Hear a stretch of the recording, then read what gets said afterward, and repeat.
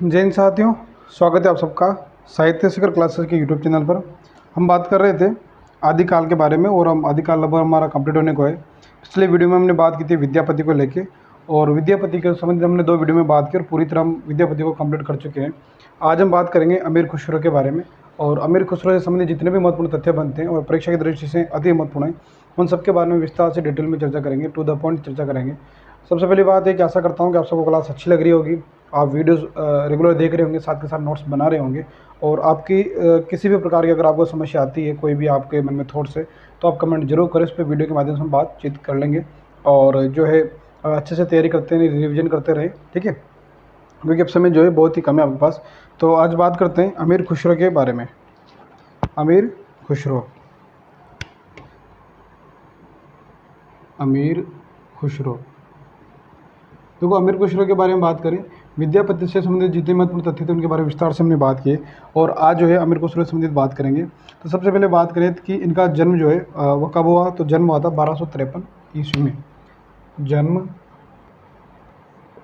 1253 ईस्वी में इनका जन्म हुआ। और बात करें इनकी तो इसको जन्म 1253 ईस्वी में हुआ और माने कि कौन सी सदी, तो 14वीं सदी में इनको माना जाता है कि 14वीं सदी के रचनाकार रहे हैं। तो जन्म 1253 ईस्वी, 14वीं सदी के आसपास इनका जो रचनाकाल माना जाता है। और बात करें कि इनका जन्म स्थान जो कहाँ था, जन्म स्थान, तो जन्म स्थान के बारे में बात करें तो उत्तर प्रदेश का जो एटा जिला है उसके पटियाली गांव में इनका जन्म स्थान माना जाता है। तो उत्तर प्रदेश के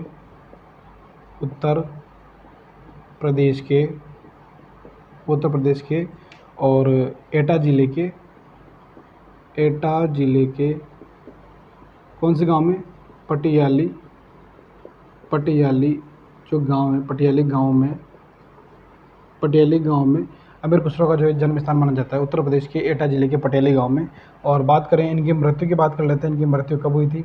तो इनकी मृत्यु जो हुई थी वो हुई थी 1325 ईस्वी में, ठीक है, ये जो 1325 ईस्वी में इनकी मृत्यु हुई थी। और बात करें कि इनका वास्तविक नाम क्या था, वास्तविक नाम कई बार प्रश्न पूछा जाता है। देखो, बेसिक जानकारी, बेसिक बात कर रहे हैं कि इनके बारे में बेसिक परिचय, वास्तविक नाम क्या है। तो वास्तविक नाम इनका जो है कई बार एग्जाम में पूछा जाता है। तो इनका वास्तविक नाम था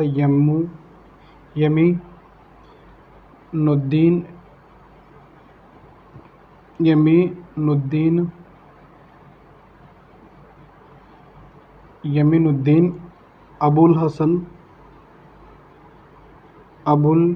हसन खुसरो, ठीक है। अबुल हसन खुसरो जो था, यमीनुद्दीन अबुल हसन खुसरो जो था इनका वास्तविक नाम था। वास्तविक नाम क्या था इनका, यमीनुद्दीन अबुल हसन खुसरो इनका वास्तविक नाम था।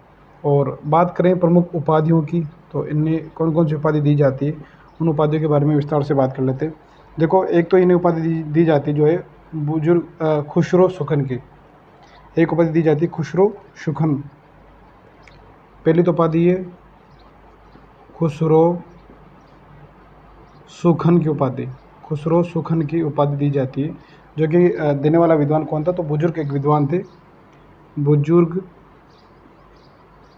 है ना, बुजुर्ग विद्वान थे, उनका नाम था ख्वाजा इज़ुद्दीन,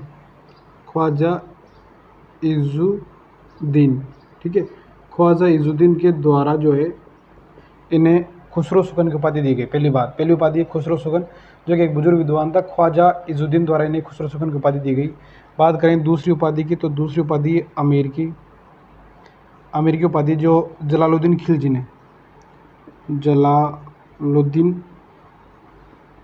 ने दी थी, जलालुद्दीन खिलजी ने अमीर की उपाधि। और तीसरी उपाधि की बात करते हैं तो नायक की उपाधि दी गई थी इन्हें अलाउद्दीन खिलजी के द्वारा, अलाउद्दीन खिलजी के द्वारा इन्हें नायक की उपाधि दी गई।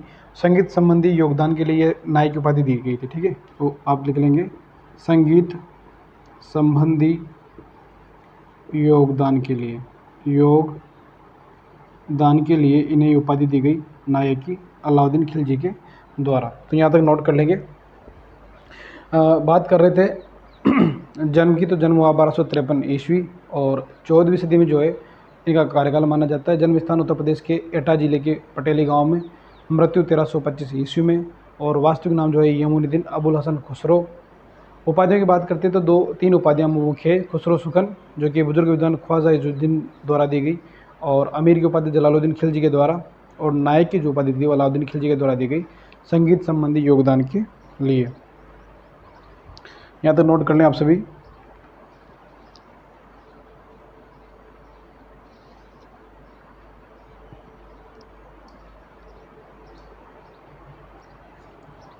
ठीक है,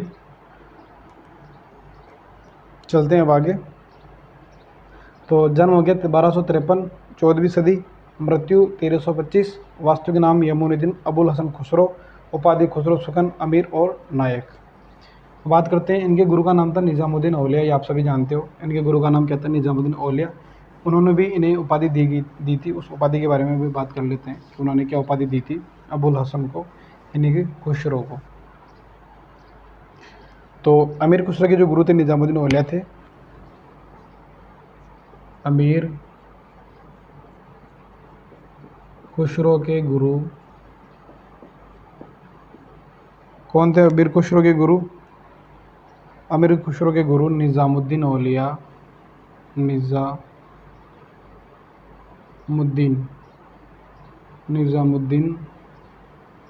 औलिया,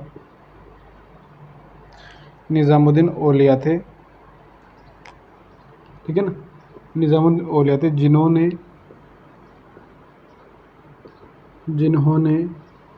अमीर खुसरो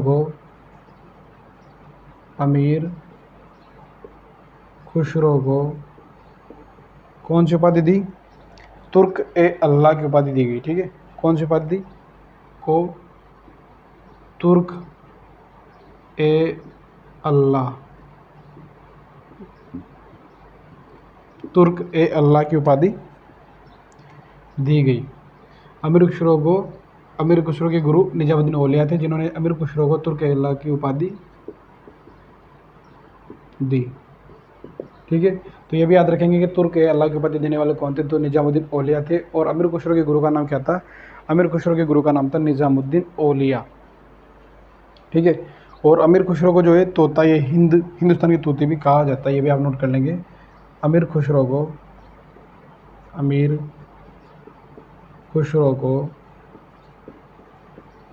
तोता ए हिंद, अमीर खुसरो को तोता ए हिंद, हिंदुस्तान की तोती भी कहा जाता है। हिंदुस्तान की तोती भी कहा जाता है। ठीक है, हिंदुस्तान की तोती भी कहा जाता है। अब बात करते हैं कि निज़ामुद्दीन औलिया की जो 3 उपाधियाँ थी वो कौन कौन सी दी थी उन्होंने? निज़ामुद्दीन औलिया की 3 उपाधियाँ, निज़ामुद्दीन औलिया की 3 उपाधियाँ कौन कौन सी थी? तो पहली थी योगी सिद्ध।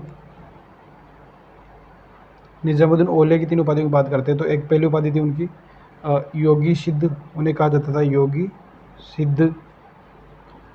दूसरी उपाधि की बात करें तो वह थी महबूब ए इलाही, जिसका मतलब होता है ईश्वर का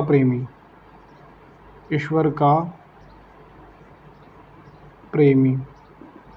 महबूब ए इलाही, ईश्वर का प्रेमी। और जो तीसरी जो उपाधि थी वो थी सुल्तान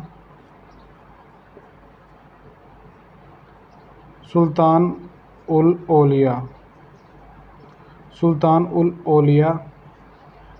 जिसे कहा जाता है संतों का राजा। ये निज़ामुद्दीन औलिया उनके गुरु की 3 उपाधियाँ थी, योगी सिद्ध, महबूब ए इलाही, ईश्वर का प्रेमी, और सुल्तान उल औलिया, संतों का राजा। तो यहाँ तक नोट कर लेंगे आप सभी, और लिख लेंगे कि नोट्स के साथ साथ आप बनाते हुए लिखते रहें कि अमीर खुसरो के गुरु का नाम निज़ामुद्दीन औलिया था, जिन्होंने अमीर खुसरो को तुर्क ए अल्लाह की उपाधि दी। और अमीर खुसरो को तोता ए हिंद, हिंदुस्तान की तोती भी कहा जाता है। निज़ामुद्दीन औलिया की 3 उपाधियाँ थी, योगी सिद्ध, महबूब इलाही ईश्वर का प्रेमी और सुल्तान उल औलिया संतों का राजा।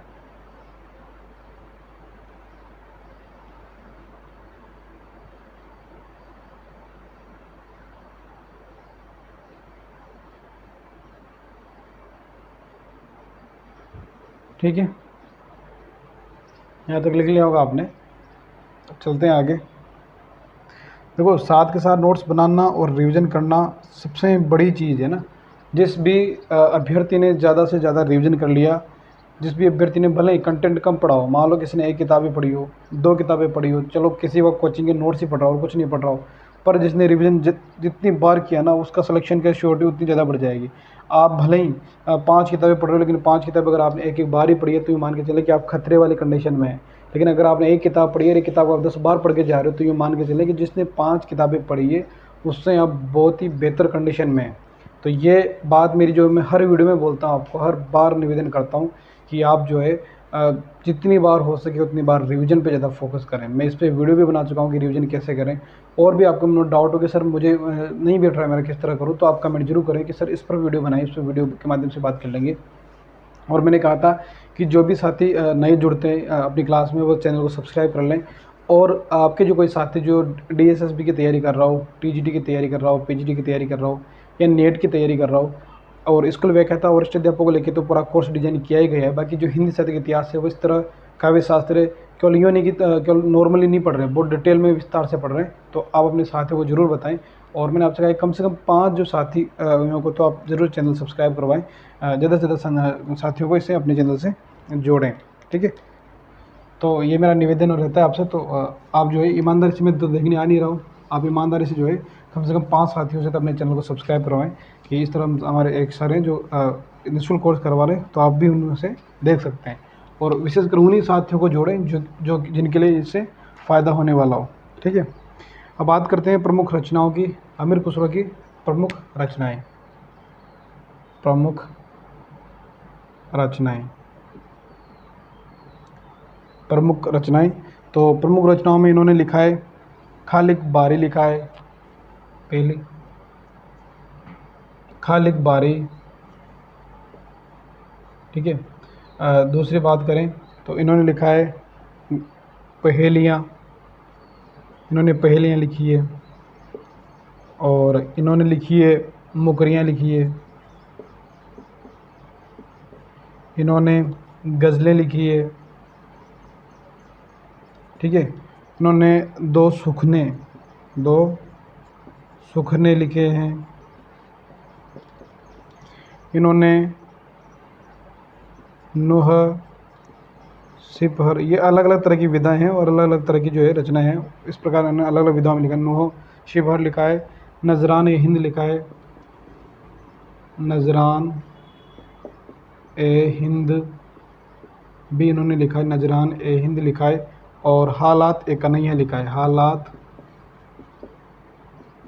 ए कन्हैया लिखा है, हालात ए कन्हैया इन्होंने लिखा है। ठीक है, तो इन्होंने प्रमुख रचनाएं खालिक बारी, पहेलियाँ, मुकरियाँ, गज़ल, दो सुखने, नो शिपहर, नजरान हिंद, हालात ए कन्हैया लिखा है। अमीर खुसरो ने इनकी प्रमुख रचनाएं, पहेलियों में अलग तरह के पहेलियाँ लिखी है, खालिक बारी अलग विधा है, मुकरियाँ अलग तरह की विधा है, गज़ल जो अलग विधा है। तो इनमें इन्होंने हर तरह की जो है रचनाएं लिखने का प्रयास किया है, ये नोट करने की आप। उसके बाद हम अमीर खुसरो से संबंधित जो है विशेष जो तथ्य हैं उनके बारे में बात करेंगे कि क्या क्या विशेष तथ्य जो अमीर खुसरो से पूछे जा सकते हैं, उनके बारे में बात करेंगे।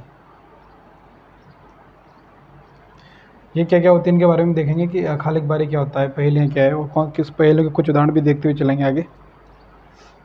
ठीक है,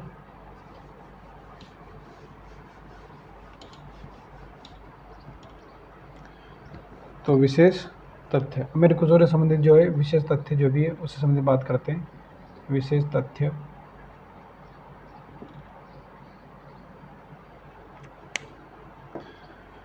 तो देखो अमीर खुसरो ने जो है पहली बार अपनी कविता में जो है खड़ी बोली के शब्दों का प्रयोग किया था, इसलिए ये खड़ी बोली के आदि कवि या पहले कवि भी कहलाए हैं। ठीक है, ये बात सबसे पहले नोट करेंगे कि अमीर खुसरो ने सबसे पहले खड़ी बोली का इस्तेमाल किया था, खड़ी बोली के शब्दों का इस्तेमाल किया था अपनी कविताओं में। तो अमीर खुसरो ने, सबसे पहला तथ्य बात करेंगे, अमीर खुसरो ने अमीर खुसरो ने पहली बार अपनी कविता में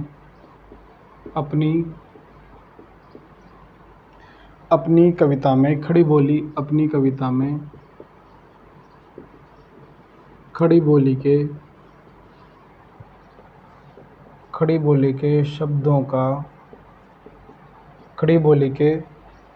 शब्दों का प्रयोग किया। ठीक है, अमीर खुसरो ने पहली बार अपनी कविता में खड़ी बोली के शब्दों का प्रयोग किया, इसलिए ये खड़ी बोली के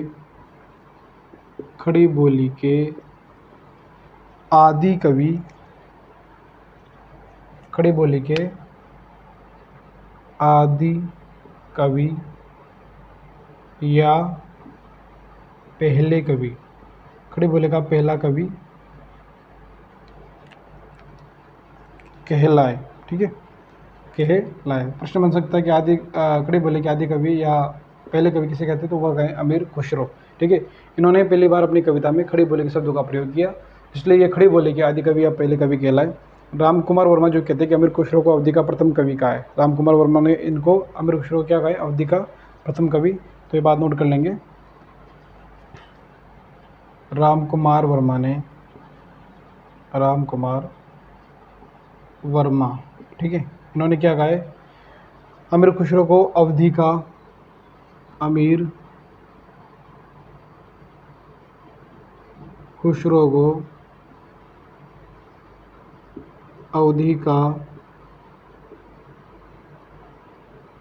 पहला कवि कहा है। ठीक है, अमीर खुसरो को अवधि का पहला कवि कहने वाले हैं राम कुमार वर्मा। और ईश्वरी प्रसाद सिंह ने कहा है कि ये कवियों में राजकुमार है। किसने कहा है, ईश्वरी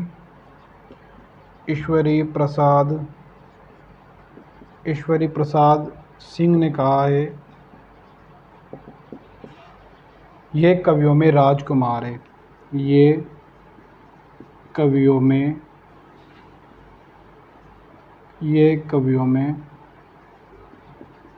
राजकुमार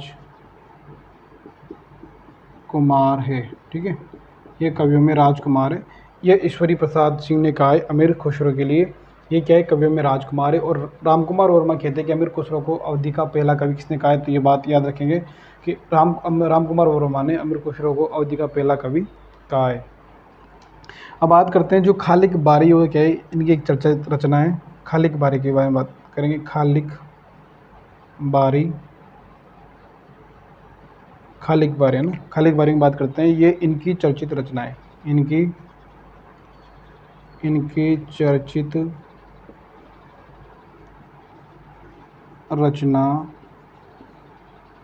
चर्चित रचना है। इसमें अरबी, फारसी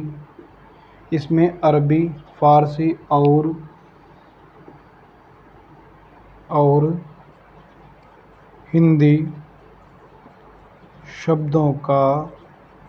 हिंदी शब्दों का पर्याय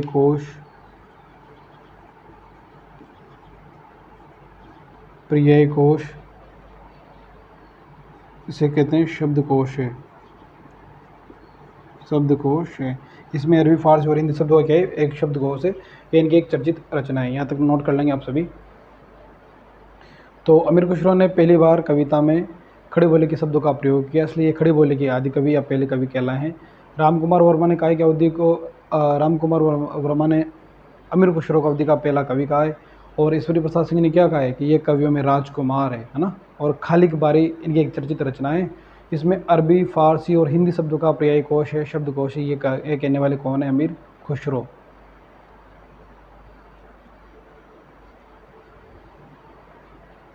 ठीक है, लिख लिया होगा यहाँ तक आप सभी ने।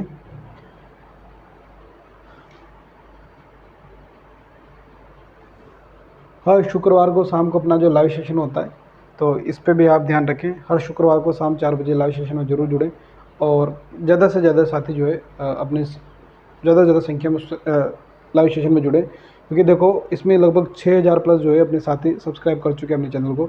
तो हर साथी जो है वीडियो देखते हैं, लगभग अपनी जो क्लास होती है हिंदी साथी इतिहास वाले लोग, उसको तो लगभग 1000 के आसपास लोग देखते ही देखते हैं।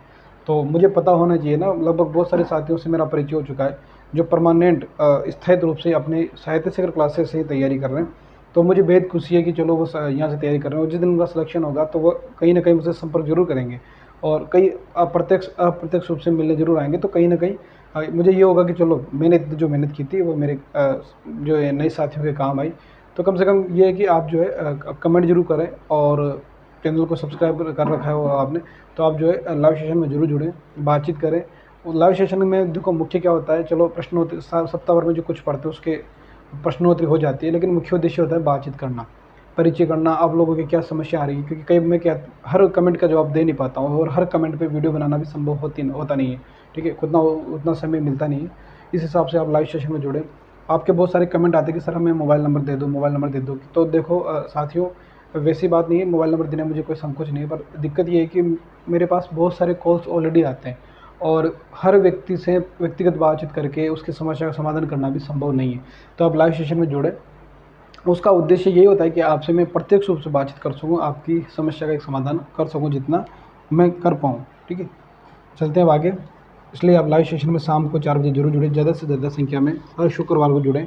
जो है अपनी हर शुक्रवार को शाम 4 बजे जो है लाइव सेशन होता है, तो शुक्रवार को शाम 4 बजे जरूर जुड़ें, ठीक है, हर शुक्रवार को। अब बात करते हैं, तो जो खालिक बारी जो रचना थी, ये रचना गयासुद्दीन तुगलक का जो पुत्र था उसको भाषा ज्ञान देने के उद्देश्य से लिखी गई थी, ठीक है। तो खालिक बारी रचना के बारे में बात कर रहे हैं। खालिक बारी,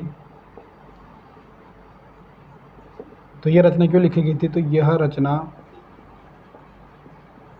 रचना गयासुद्दीन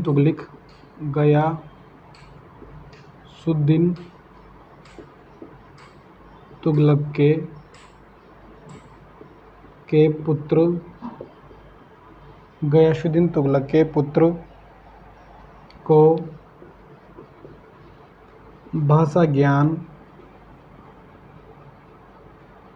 ज्ञान देने के उद्देश्य से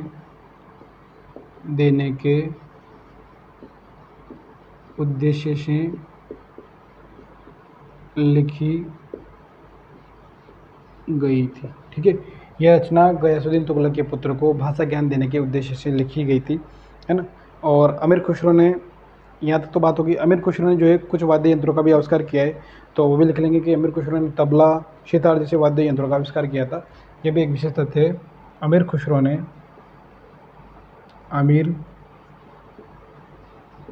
ने तबला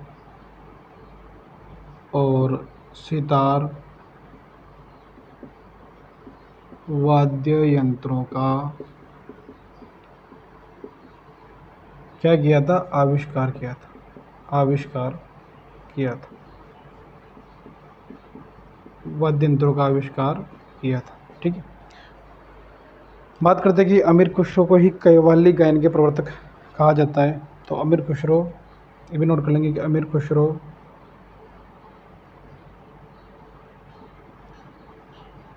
कव्वाली गायन के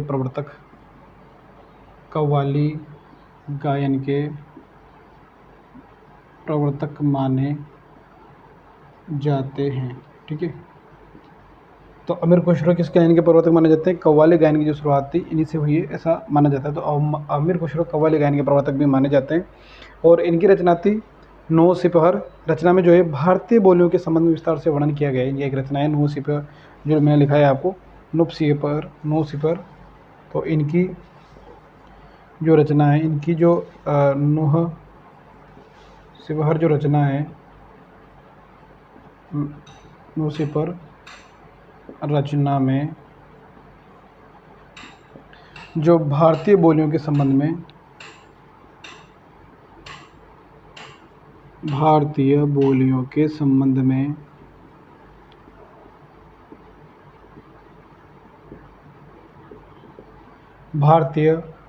के संबंध में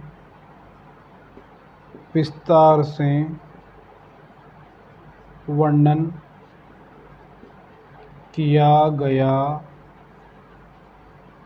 है। इनकी नौ सिपह रचना में भारतीय बोलियों के संबंध में जो है विस्तार से वर्णन किया गया है, यहाँ तक नोट कर लेंगे। और इनको जो है हिंदू इस्लामी संस्कृति का प्रथम प्रतिनिधि कवि भी कहा जाता है, ये भी नोट करेंगे। इनको अमीर खुसरो का ना, इनको अमीर खुसरो को हिंदू इस्लामी संस्कृति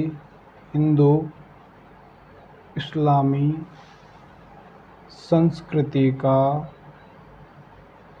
इनको हिंदू इस्लामी संस्कृति का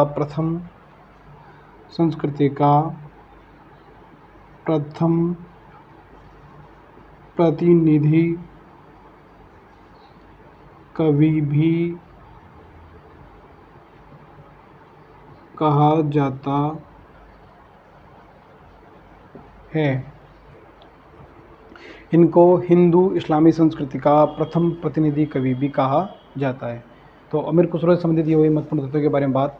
पहले खालिक बारी, ये रचना जो है गयासुद्दीन तुगलक था, उसके पुत्र को भाषा ज्ञान देने के उद्देश्य से लिखी गई थी। और अमीर खुसरो ने तबला और सितार जैसे वाद्य यंत्रों का आविष्कार किया था। अमीर खुसरो को जो है कव्वाली गायन के प्रवर्तक भी कहा जाता है, माना जाता है अमीर खुसरो को। और इनकी रचना थी नौ सिपर, जिसमें क्या था कि भारतीय बोलियों के संबंध में जो है विस्तार से वर्णन किया गया है। और इनको हिंदू इस्लामी संस्कृति का प्रथम प्रतिनिधि कवि भी कहा जाता है।